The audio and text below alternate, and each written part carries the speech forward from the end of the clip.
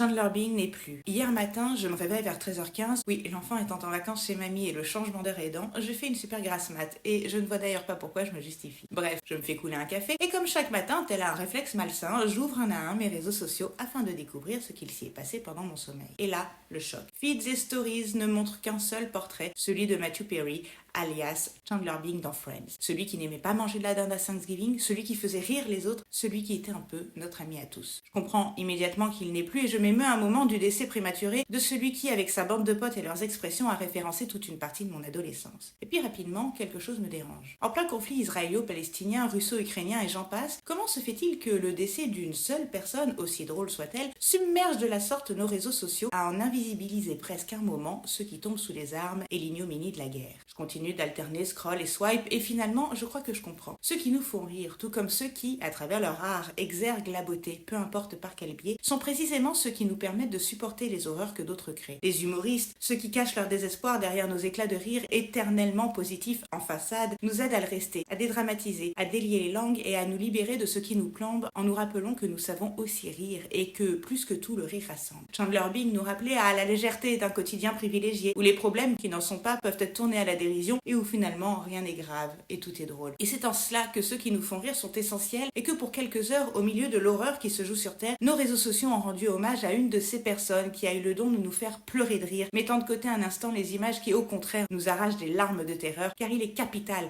qu'on ne s'habitue jamais à ça, que cela ne nous semble jamais normal. Bref, hier un ami nous a quittés et tout comme les Beatles après la mort de John Lennon, on ne verra donc plus les amis préférés de toute une génération réunie. Une page se tourne, Friends is over.